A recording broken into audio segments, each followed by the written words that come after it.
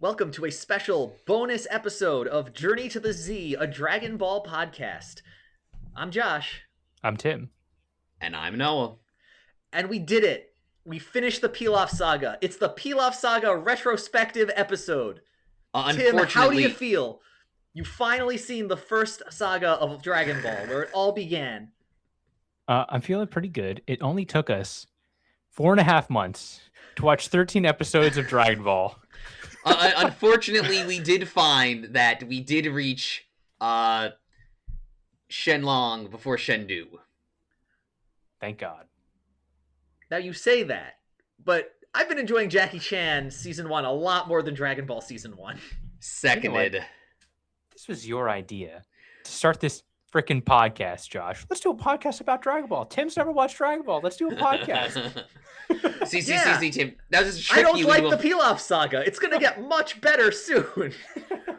Yes, I do think the first season of Dragon Ball, and I was doing like a quick search on what episodes people consider good. Unfortunately, it's not based on the quality of the episodes. It's a lot of, oh my god, first appearance of Goku, first appearance of Shenron. It's a lot of, oh my god, thing I know, from better time it was used. Not, that was a good episode of show. True. I mean, there are a couple of good episodes. Like, There I are. wrote down my top 5. I don't know if you guys have anything like that. That would have been a smart thing to do. I should I'll have done do that. it as we're doing it. Yeah, I'll okay. think about it too. So, my top 5 are not in any particular order, so it's kind of stupid considering there's only 13 episodes in the first season. Oh, buddy, you got to keep talking through other stuff while we scramble to make this list. You got to tell us what you thought about various things. All right, I'm going to give my top episode. Basically, it's going to be episode 8, the Kamehameha Wave. I think it's a great episode. I love Roshi. We got weird alligator guy who lives on Kameha House Island. The Alligator Guy was really good. The exceptionally cool first use of the Kamehameha to put out the fire on Mount Frypan.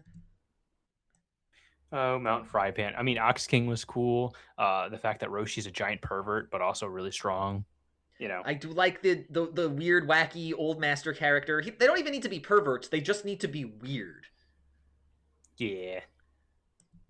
I mean, Roshi's he knows how to do Ultra Instinct. So, My top episodes are basically the Kamehameha Wave, the Ox King of Fire Mountain, and the Nimbus Cloud of Karin, which are all 3 of the Roshi and Ox King episodes. Bro, what about the boss's rabbit magic touch? My 2 other top episodes are Boss Rabbit's Magic Touch, and honorable mention goes to The Penalty is Pinball. I figured, and unfortunately, as you were saying this list, I'm literally just deleting episodes, and it just comes down to basically those, where it's, real quick, we got, in no particular order, literally done in 30 seconds, the Ox King of Fire Mountain, the Kamehameha Wave, Boss Rabbit Touch, Penalty is Pinball, and maybe keep an eye on the Dragon Balls, which I think is the one where we just have the stupid oolong poir. They are tricking each other in various degrees of transformation. I can't even give it to those. Like, they have good moments, but they're overall just boring. And that's the problem with most of Dragon Ball Season 1. There's not much good except for the few in-between moments. Yeah, I mean, as a kid, I remember watching some of these episodes and stuff, and the only thing I really, truly remember is the Kamehameha Wave and the final, like, episode 12, where he finally turns into the Ozaru and, like, breaks out and stuff. I don't even remember episode 13 at all as a kid. Yeah, I mean, episode 12 is also pretty good. It does give us the transformation and Oolong's wish, and both of those are super important and, like, good moments, but they pale in comparison to basically anything involving Roshi. And this is where I think it's kind of interesting, where we're being like, oh, nothing too much happens in Season 1 that's cool, maybe a couple cool moments. Thinking back to Dragon Ball Z, again, the reason why we're going back and looking at Dragon Ball, are there particularly good episodes, or is it more of strings of things across various episodes? Unfortunately, I think in both cases, there are very good aspects, but the day-to-day episode watch is not extremely good. I have a good rejoinder to that, I think. Okay. Rejoinder? That's the word we're using? I don't know if I'm using that right. Well, it doesn't matter. So, Dragon Ball is still a comedy, a mystical adventure, if you will. Dragon Ball Z is just an action show by that point. So you do get good moments that are actually action-packed and animated by that point. Like Gohan fighting a dinosaur, or using the special beam cannon, or Goku dying. That happens pretty early. Like, all of these things are really neat and actually, like, action parts. But if you actually think back to Dragon Ball, there are almost no action moments. There's the really hype moment of using the Kamehameha wave, but that's not a fight. There's the Ox King versus Goku. Not really much going on there. There's Yamcha versus Goku. That's mostly comedy. Like, they're just, it's not actually action packed yet. And the comedy That's is true. late 80s, or was it mid to late 80s? 86, I believe. Yeah, Yeah, so mid to late 80s, mid yeah. 80s Japanese comedy intended for children is that we've seen before in many cases is probably not going to translate well to a retrospective. Fair enough. But I did forget to mention this in the last episode, episode 13. The animation, the character animation on the Pilaf gang towards the end was actually really good. Lots of that's facial weird. expressions, lots of movement. I was just like, huh. They also got Okay, unique outfits. We did. They're in their sleepy jammies. Yeah. There's sleepy jammies in the retrospective that unfortunately Pilaf sleeps in the same room as two main henchmen. Yeah. Thank you. Don't tell future Trunks. Yes. I got that reference. What a weird choice to bring back the Pilaf gang and did what they did with them every time. Yup, it's what GT would have wanted, I guess. Yeah. But yeah, season 1 of Dragon Ball. I mean, What do you think of the setting? I think the setting is fine. I mean, it's just, it's an adventure. We're going from this mountain, greenery to desert more mushrooms. greenery. Yeah, then desert mushrooms. And then they went to Muslim Town and American Farmerville. They did go to those places. I didn't think the world was that good or interesting because, again, it was never about the world. It was always comedy, weird parody of Journey to the West first. So things just sort of happened. Yeah, it's going to get better. It will. I really think the additional characters we get, once we are getting more and more removed from a Journey to the West kind of thing, and the more Toriyama can just be weird and funny, is going to be better. Yeah, it's going to be way more exciting to see actual training going on at the Hermit School. Apparently after this tournament arc that happens, it's a Red Ribbon arc, isn't it? Okay, I personally, don't know. so I off the top of my head, I think how it goes is we go Pilaf, then we go training, then first world martial arts tournament, then I think it's a little bit of Dragon Ball collecting, which results into interactions of Red Ribbon Army. I personally don't like the Red Ribbon Army too much because it goes on for so long. It's across various sub-arcs, but it's like 30 episodes of Red Ribbon. I'm like, Ader's great. I like Ader, though.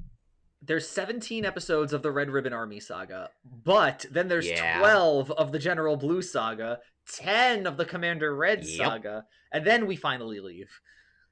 And then is it Tien? Then it's Fortune Teller Baba. Oh, Fortune Teller Baba, okay. Then it's when Tien. we get to Fortune Teller Baba, isn't that when we meet Grandpa Gohan? Whoa, spoilers, Tim might hear you. Oh my god, oh no. Future Tim, remove your memory of this. Memory removed. I am AI. Thank you, Timbot. No problem. Timbot's back. Do we think certain little comedy quirks are going to continue? Like, will Goku still to every woman to be like, I need balls or no proof? I don't remember. I don't either. Obviously, Yamcha will be able to touch girls in the interim. I don't think Goku does the thing anymore. Actually, yeah. I think the Turtle School actually does train Goku in how to be a human being sometimes. Do Oolong and Puar continue to actually transform, or are they, like, immediately sidelined? Like, I'm trying to remember. I don't remember any notable ones. Like, I'm positive they transform in the audience of the World Martial Arts Tournament, but I don't remember why. I think they may have to because they're not allowed in. No, that wouldn't make any sense because the president of the world is a cat. or a wolf. Wolfman. He's like a Catman, Wolfman thing. I don't know. Yeah. He's not actually the Wolfman. That's a different character. Yes. When's the next time we see Pilaf again? Oh, that's a good question. I have no idea. In fact, I'm gonna look it up. What a retrospective episode. This is a great Yep. retrospective episode. It's a retrospective. We keep looking to the future. Wait, what's that word? Not retrospective, but something else. I'll look that up too. Oh my god. For whoever's still listening, we're so sorry. Okay. Whoever's still listening, Okay, Tim, remind us to make a opposite of- Patreon. Tim, opposite of retrospective for one special episode point. I literally asked you to Google, so I have no idea. Yup. It is a prospective, which working with financial things actually probably should have known that. Yeah. I should have known that. Yeah. So Pilaf does show up during the Red Ribbon Saga and the Fortune Teller Baba Saga and the King Piccolo Saga and the Piccolo Jr. Saga, So and also a it's couple possibly, times after that. It's possible those might only be in the anime. What? Oh, also he appears in the Golden Frieza Saga. He does, indeed. In fact, the Pilaf gang is a large part of the Beerus saga, like the Battle of the Gods saga too. Okay. Yeah. Unfortunately, or probably, fortunately or unfortunately, I'm remembering potentially how we're supposed to do a retrospective. So, what was everyone's favorite moment? And I guess least favorite moment as well from season 1. Oh, my favorite moment was definitely the pinball. Pinball was really good. I'm not sure if it's my favorite. It was definitely most unexpected, I'll say that much. Most unexpected was, for me at least, was definitely Roshi going, well, I was going to make you immortal with the power of the Phoenix, but he died of food poisoning last week. Sorry, I'm an English speaker. I don't know that part.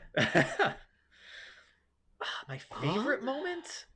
I don't know. I might have to give it to the Kamehameha Wave just because of how memorable and animated it was. It was probably the best sequence in season 1.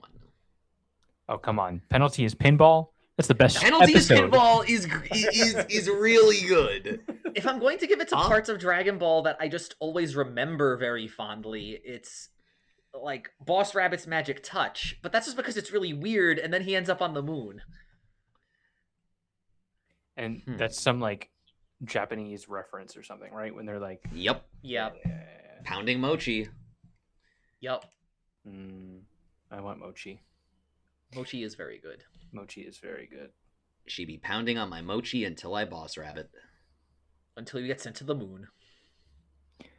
Yeah. Yeah, episode 13 was a what was the boring worst burger. episode? Yeah.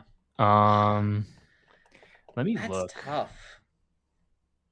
Because like I don't want to give it to like episode 1 or 2, as that feels like too much. Hey, we're just figuring it out. Trust me, guys.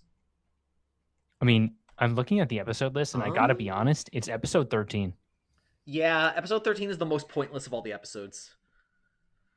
Like the ending of this That's season fair. and saga is the worst episode. Yeah, like it doesn't introduce any characters. It barely accomplishes anything. Most of it is filler. Yeah, it's got to be episode 13 is the worst. The only thing we really learn about episode 13 is how to stop Inozaru. That's it. Which is important, but they could have just put it in episode 12 and made that one a little shorter, or given us less stupid peel-off shenanigans. Like, the episode with Shenron reuses tons of animation. Yeah, but like, gotta see Shenron, and Oolong has to get his panties. Yeah. So, I guess, Tim, the supposed premise of this podcast is supposed to be showing you through Dragon Ball and not forcing you to watch Jackie Chan. So, Yep. I guess I should go with that. What did you think? What did you not remember? What do you remember? What was your perspective on this? I have no recollection of this pinball episode, and I have no recollection of episode 13, but pretty much everything else came back to me. It's worse than I remember because I was also a child, watching like Dragon Goku. Ball. Yeah. And I guess I had been already watching, I'd watched Z before Dragon Ball. So I was just like, ooh, Goku and friends starting their adventure. I gotta watch Dragon Ball. But like, I've never ever. I don't think I've ever watched. Like, I've probably seen all of this season, like broken up in my memory, but I don't think I've ever seen through all the General Blue arc or the Red Ribbon arcs. Like, and Mater is a distant memory to me. Maybe 2 episodes of him. Wait, Like, Mater, Ader. like Ader. Mater? No, No, Ader, like Ader, Toe sorry. Ater. Yeah, he's Ader. android number 8. Yeah, Android 8. Yeah. Like, I only remembered like a few episodes with him.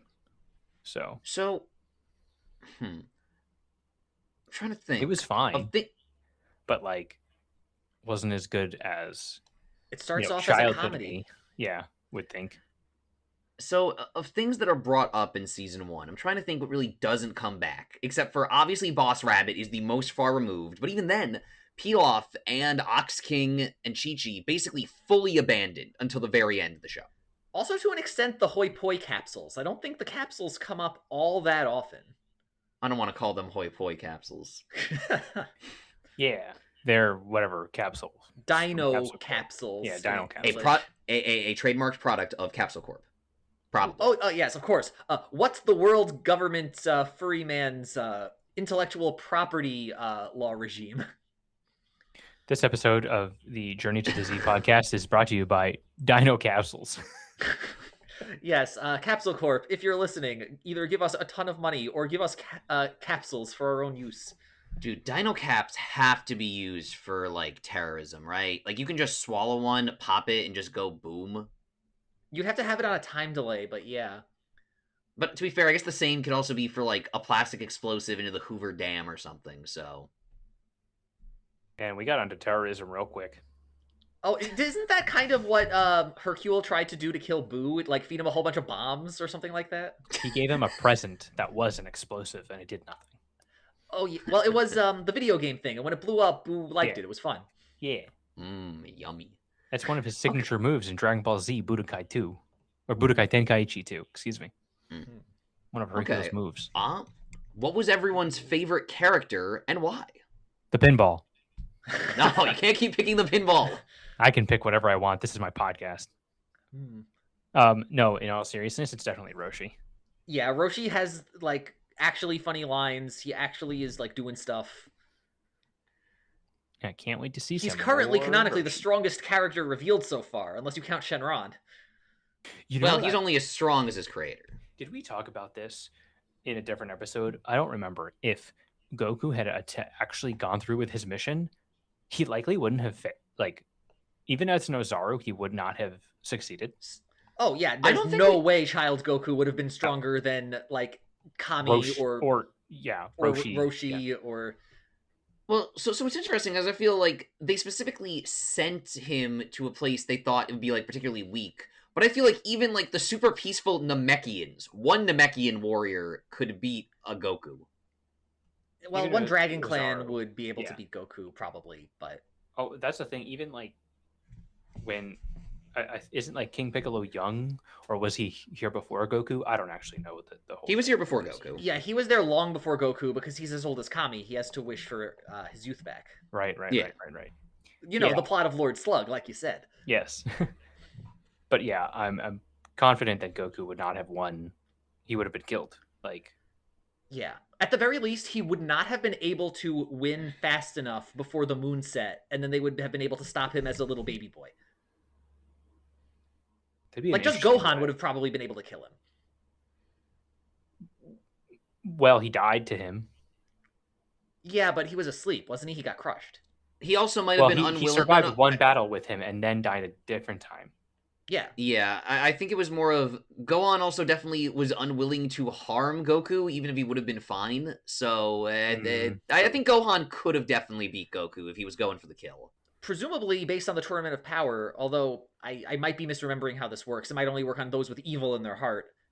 Can the evil containment wave get regular Goku trying to take over the Earth?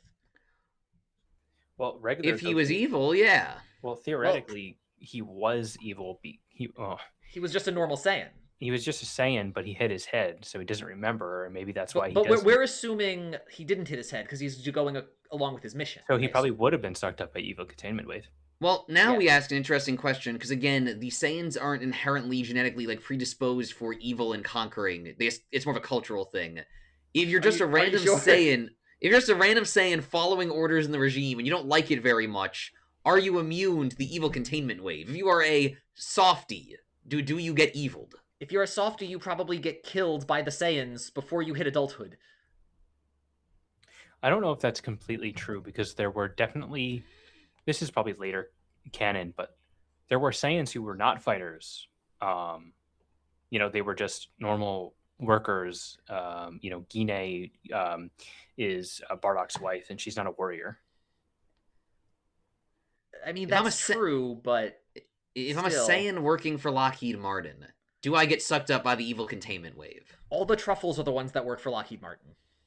I would say That's true. I would say the evil containment wave would work on Goku only because he would probably have a little bit of aggression in his heart. Any comment I give to that will be a spoiler. Yeah, Fair enough. I know it's But yeah, what you're talking about. Okay, say it. Isn't it Say when it, he Tim. fights Dr. Devilman, right? Or Evil Devilman, and he like shoots him with the hate beam and it doesn't do anything because he has no hate in his heart? That's true. Yep. Yeah. So if that functions on the same Nice. logic as the evil containment wave, it would just not work on him. Well, I'm saying this is Goku who didn't hit his head. Then yeah, I don't know. That's tougher.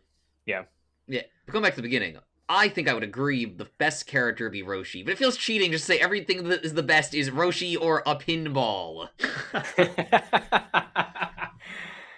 I mean, the curveball actually was I didn't remember that Oolong was Earth's hero in the first arc. Yes, that is true. That's true. Oolong like kind of just saved the world twice. I forgot how awful Bulma was. I think Yamcha was about as boring as I remember, but Bulma was just insufferable near constantly. She's a Oh, I teenager. remembered that they were both exactly what I expected. I mean, I think Yamcha did way more in this arc than he's going to do ever again.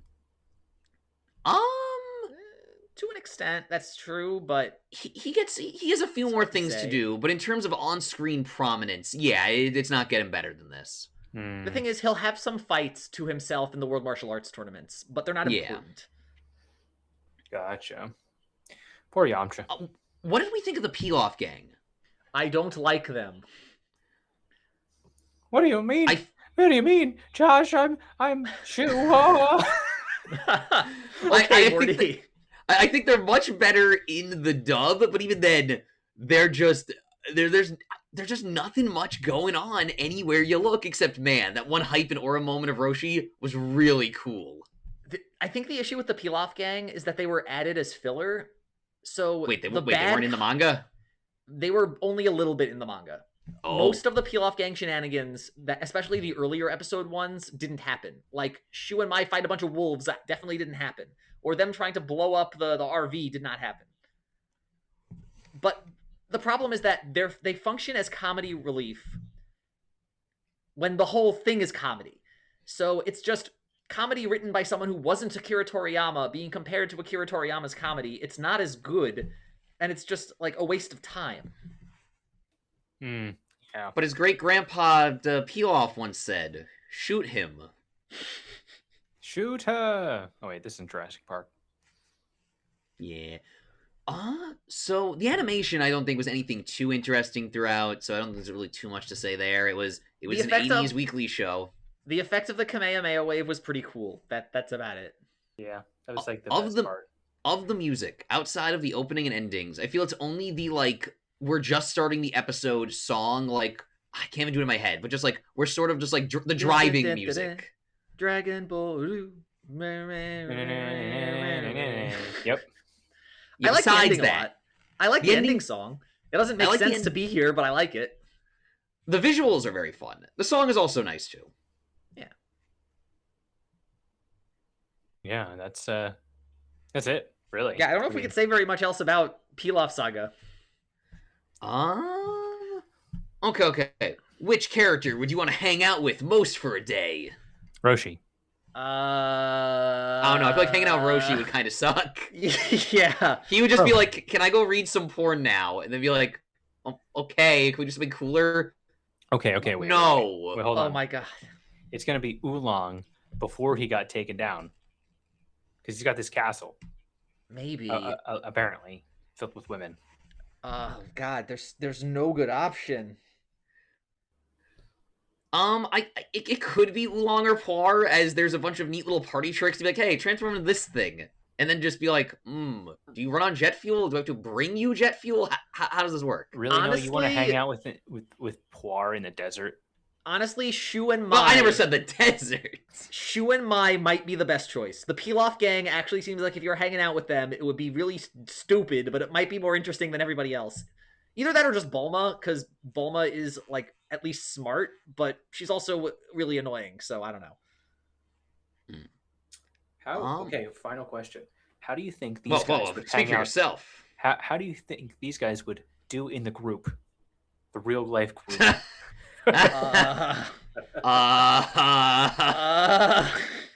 I think Shu would fit in just fine. He could stand next to our usual guys that stand around.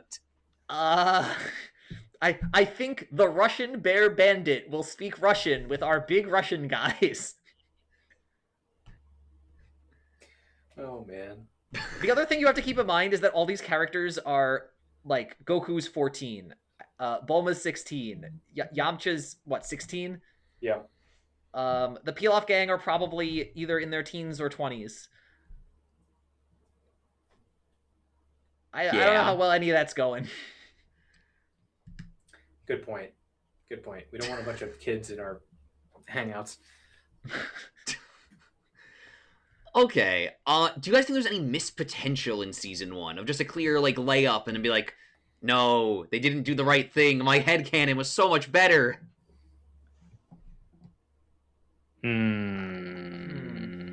I mean, I'm sure it's there, but I can't think of it.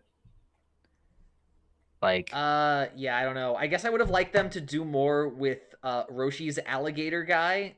The fact that he's just I hanging out agree. on Kame Island and we never see him again is kind of annoying. I would have liked the return of Baby Gamera. Okay, yes, I would also like the return of Baby Gamera. Or, okay, now hear me out. We collect the Dragon Balls to revive the Phoenix and then become immortal. Can't we just use the Dragon Balls to become immortal? I feel like we could get more people immortal more efficiently if we use the Phoenix, unless Shenron lets us just make large quantities of people immortal at the same time, and I'm not sure if it could do that. Like, bringing one person back to life was, like, didn't we need to get, like, upgraded Shenron to bring multiple people back to life? only because he only had one wish. He can only ever resurrect one person at a time.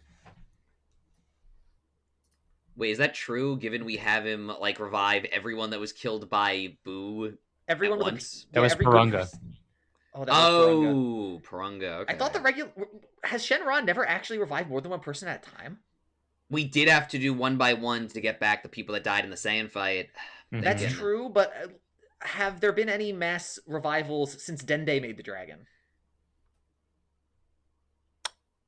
I don't think so. Huh. Who wished back the Cell Game people? I don't. I feel like that know. one might have been Shenron. Let's find out. Oh, what a powerful retrospective episode. It's a prospective episode. It was Shenron. Ah. Yeah. So Dende's Shenron is able to revive multiple people. Yeah. So he's Yeah. not that powerful until Z. Mm. Man, Kami was really holding back, huh? He was only half a man. I I think he was a mean- full man when he created Shenron.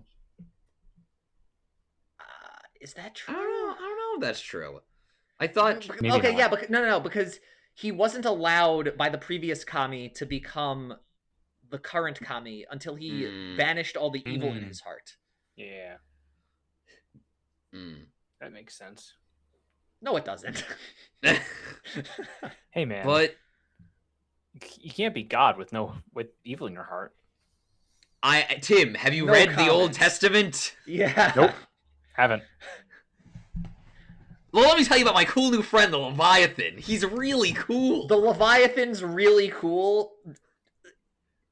Yeah, Tim, this is a weird thing about the Old Testament where Job's like, God, you gotta explain what's going on here. Why am I being punished? And God's like, well, let me tell you about my awesome pet, the Leviathan. It's the coolest thing that could ever happen, and you can't possibly understand the Leviathan. If you can't understand that, you don't even have any hope of understanding my plan.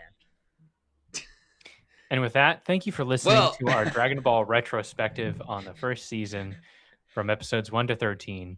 We'll be Wait back a next second, week. Tim. I got one more question for you. You're not out of this one yet. All right. For weeks, our audience has been certain of Tim being like, oh, can we just finish Dragon Ball? Can we just finish Dragon Ball? I don't want to watch more Jackie Chan. Tim, after being subjected to both Dragon Ball and Jackie Chan, which have you been enjoying more? Jackie Chan. All right. Good night, everybody. All right, last thing, we got to do a final point tally. Final point tally for Dragon Ball points, which are different from Jackie Chan points. 1.5 Dragon Ball points for Josh. That's me. 13.5 Dragon Ball points for Tim. That's Tim. And tied with Tim, 13.5 Dragon Ball points for Noah. That's He's the one that lucky is Tim or me. He's lucky I spinned for it. Listen, at the beginning of this season, I did not think I'd have equal points to Noah. Did not think that. But here we are. Yep. Anyway, that's the end. Yep, bye everyone. Good Thanks. night. See you Thanks. in season 2. Thanks for listening to our retrospective. Bye.